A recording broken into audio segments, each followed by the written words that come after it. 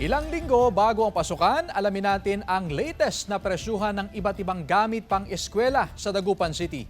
Makibalita tayo live kay Jasmine Gabriel Galban.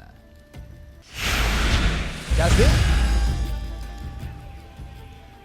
Chris, ilang linggo bago ang balik eskwela sa June 16 ay nagsisimula ng dumami yung mga bumibili ng school supply sa Dagupan City. At sa monitoring ng Department of Trade and Industry o DTI, sa ngayon ay sapat ang supply ng mga gamit pang eskwela and wala ring inaasahang paggalaw o adjustment sa presyo ng school supplies since wala pang inilalabas o ibinababa na bagong price guide ang DTI. Ibig sabihin kung ano yung price guide ng 2024 ay siyang ipinapatupad ngayon sa mga bilihan ng school supplies sa buong probinsya ng Pangasinan. Sa ngayon, Chris, ang presyo ng notebook ay nasa 11 pesos hanggang 52 pesos.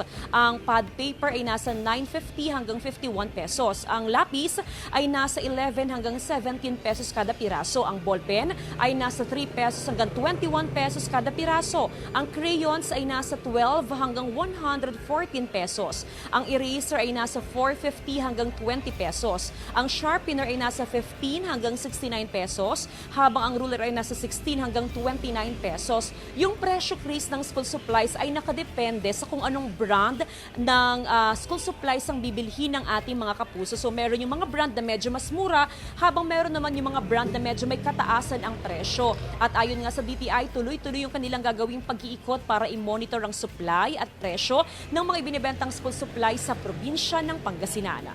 Chris? Maraming salamat, Jasmine Gabriel Galban.